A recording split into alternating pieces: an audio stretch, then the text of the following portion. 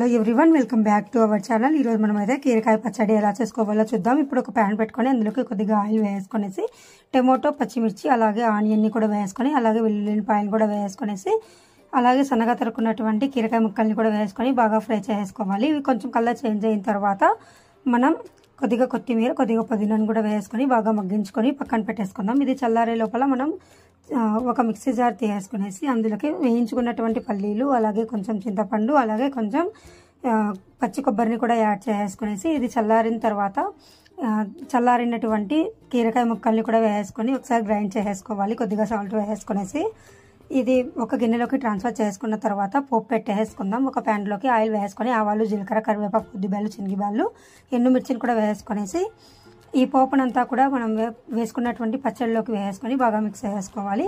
ఈ పచ్చడి అయితే మనం అన్నం కానీ, రోటీ కానీ, చపాతీ కానీ, దోశకి కానీ ఇదే నీళ్ళకైనా చాలా బాగుంటుంది. వేడివేడిగా నెయ్యి వేసుకొని తింటే చాలా అంటే చాలా బాగుంటుంది. మీరందరూ కూడా తప్పకుండా ట్రై చేసేయండి.